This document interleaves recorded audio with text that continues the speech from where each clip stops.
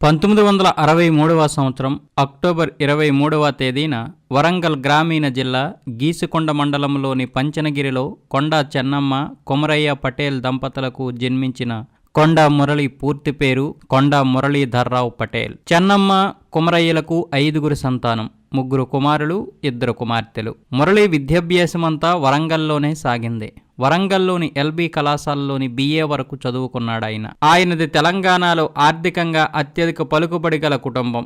ఇంట్లో అందరికంటే చిన్నవాడు కావడం వల్ల మురళీ గారిని అందరూ గారాబం చేసేవారు. అయితే మురళీకి తన తల్లి చెల్లమ్మ లక్షణాలే అలవడ్డాయి. చెల్లమ్మలో భయం, బెరుకుతనం, మచ్చుకు కూడా ఉండేవి కావట. 80 ఏళ్ల వయసులో చనిపోయిన ఆమె 2 ఏళ్లు మంచములో ఉన్నప్పుడు కూడా మాట తీరు మారలేదట. ఏదైనా ధైర్యంగా ముందడుగు వేసే ఆమె లక్షణమే మురళీగారిలోనూ ఉందంటారు సురేఖ.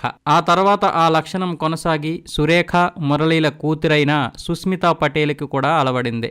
సుస్మిత కూడా ఏ విషయాన్నైనా నిర్భయంగా మాట్లాడే తత్వం గలదే. ఇక మురళి విద్యాభ్యాసం విషయాన్ని చూస్తే అన్ని సబ్జెక్టులోకి మ్యాథమెటిక్స్ అంటే మురళికి అస్సలు పడేది కాదట. అందుకే క్లాసులకు అప్పుడప్పుడు వెళ్తూ మొత్తానికి డిగ్రీ వరకు చదువు పూర్తి చేశాడు. అయినా విచిత్రమైన విషయం ఏమిటంటే క్లాసుకు అప్పుడప్పుడు వెళ్ళిన క్లాసులో మొత్తం 113 మంది ఉండగా పాస్ అయిన 13 మందిలో మురళి కూడా ఉండేవాడు. మురళి చదువుకున్న ఎల్బీ కళాశాలలోనే బీకాం చదువుకునేందుకు వచ్చిన సురేఖతో మురళికి పరిచయం ఏర్పడింది. ఆ రోజుల్లోనే అమ్మాయి అయినప్పటికీ కాలేజీకి వెస్పా స్కూటర్పై వెళ్ళేవారు సురేఖ గారు. కాలేజీలో సురేఖ క్లోజ్ క్లాస్మేట్స్ అయిన మరో 3 పేర్లు కూడా ఎస్తోనే మొదలవుతాయి. సురేఖ, శారద, శ్రీదేవి, సబిత. అందుకే మురళి వారికి సిండికేట్ అని పేరు పెట్టారు. సురేఖను ఫాలో అవడం మొదలుపెట్టాడు మురళి. ఇది గమనించిన సురేఖ గారు తన స్నేహితురాళ్లతో చెప్పగా వారు మురళికి అదృష్టవంతుడు అని పేరు పెట్టారు. సురేఖ మురళిల ప్రేమ ప్రయాణం 4 ఏళ్లు కొనసాగింది. వరంగల్లోని కేపీ రెడ్డి ఐస్ క్రీం పార్లర్లో ఎక్కువగా కలుసుకునేవారు వీరిద్దరూ.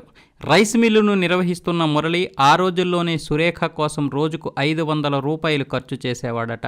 అయితే బాల్యం నుండే నలుగురికి సాయపడాలనే మనస్తత్వం గల మురళిని నక్సలైట్ భావజాలం ఆకర్షించింది. అందుకు ఓ బలమైన కారణం కూడా ఉంది. దళితులు, నిమ్నజాతి ప్రజలు ఎటువంటి అణచివేతకు గురవుతున్నారో ప్రత్యక్షంగా చూసిన మురళికి ఎంతగానో బాధేసింది. ఈ సంస్కృతిని రూపుమాపాలనే ఉద్దేశంతో పనిగట్టుకుని నిమ్నజాతి వర్గాల ప్రజల ఇంటికి వెళ్ళి వచ్చేవాడు. అప్పుడు మురళి తల్లి చెల్లమ్మ బయటే స్నానం చేయించి బట్టలు మార్చుకోమని ఇంట్లోకి రానిచ్చేవారట. ఇది మురళి మనస్తత్వాన్ని పూర్తిగా మార్చేసింది.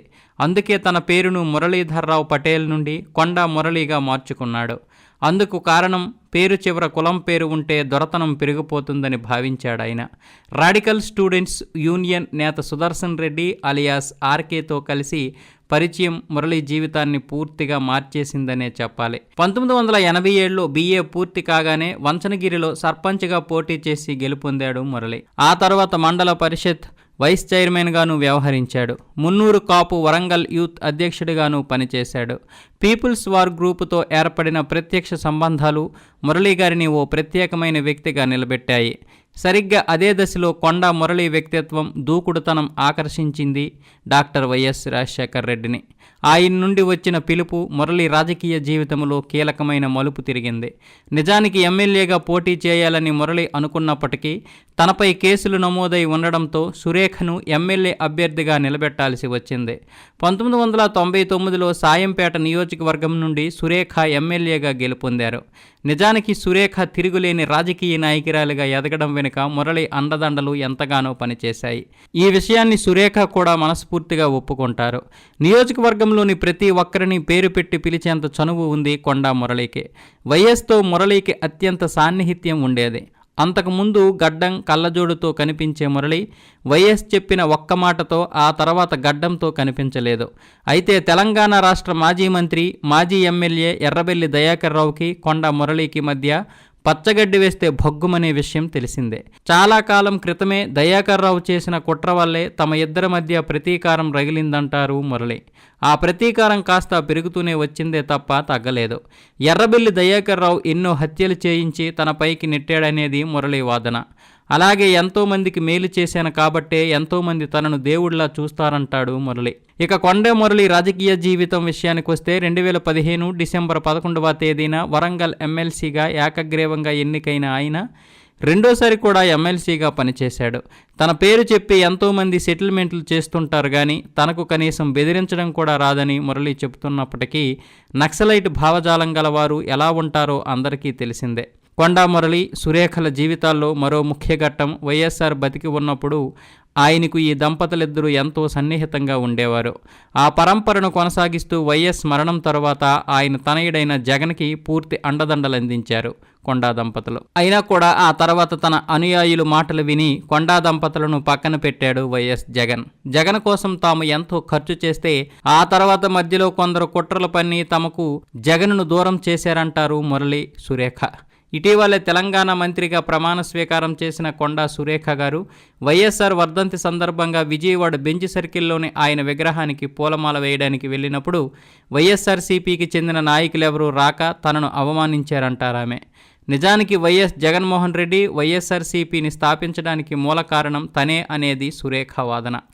ఇక మురళి గారి విషయానికి వస్తే దర్శక నిర్మాత రామ్ గోపాల్ వర్మ మురళి జీవిత కథ ఆధారంగా రూపొందించిన కొండా చిత్రంలో తన రివెంజ్ని 1% మాత్రమే చూపించాడంటారు కొండా మురళి. తనను నడి రోడ్డు మీద కొట్టించాడని, ఎన్నో కుట్రలు పన్ని జైలుకు పంపించాడని, అందుకే ఎర్రబెల్లిపై ప్రతీకారాన్ని తీర్చుకుని తీరుతానని అంటారు కొండా మురళి. దాన ధర్మాల విషయానికి వస్తే శ్మశాన వాటికల కోసం, కమిటీ హాల్స్ కోసం ఎన్నో ఎకరాల భూమిని దానం చేసినప్పటికీ కొందరు కావాలనే మురళి భూ కబ్జాలకు పాల్పడ్డాడంటూ దుష్ప్రచారం చేస్తున్నాడని మురళి చెబుతుంటాడు. ఒకానొక సంఘటనలో కొండా మురళి తలలోకి దూసుకెళ్లిన బుల్లెట్ ఇప్పటికీ అలాగే ఉందట. మరో విషయం ఏంటంటే, ఒకవేళ తను ఎవరి ప్రాణాలైనా తీసి ఉంటే అది కేవలం తన ఆత్మరక్షణ కోసమేనంటాడు మురళి. అంతేగాక తన తండ్రి తన చివరి రోజుల్లో నువ్వు ఆ మొత్తం కుటుంబాన్ని మట్టుబెట్టాల్సింది కాదు అన్నారని చెబుతూనే అది కూడా ఆత్మరక్షణకేనంటాడు ఆయన. అయితే ఇక్కడ ప్రత్యేకంగా ఒక విషయాన్ని ప్రస్తావించుకోవాలి. సాధారణంగా మనకు రాయలసీమలో ఎప్పుడూ రావణ కాష్టంలా కాలుతూనే ఉండే ఫ్యాక్షనిజం గురించి తెలుసు. తెలంగాణలోని వరంగల్ జిల్లాలోనూ ఆరని మంటలున్నాయి. కాలే ప్రతీకారం అంతర్యమేంటో అర్థం కాదు. ప్రస్తుతం తన చిరకాల ప్రత్యర్థి ఎర్రబెల్లి దయాకర్ రావును ఓడించి తీరాలనే పట్టుదలతో ఉన్నాడు కొండా మురళి. ఈ విషయంలో ఏం జరుగుతుందనేది భవిష్యత్తే నిర్ణయించాలి. ఈ వీడియో కనుక నచ్చినట్లయితే లైక్ చేయండి, షేర్ చేయండి, కామెంట్ చేయండి. సబ్స్క్రైబ్ చేసుకోకపోతే వెంటనే సబ్స్క్రైబ్ చేసుకోండి. అలాగే మనం పెట్టే ప్రతి వీడియో నోటిఫికేషన్ రావాలంటే తప్పకుండా బెల్ ఐకాన్ క్లిక్ చేయండి. తెలుగు వారికి వందనం, తెలుగు జాతికి అభివందనం. భారత్ మాతా కీ జై. జై Hind. Hi, this is Roja. For more interesting updates please subscribe country thoughts. Hi, నేను మీ వేణు.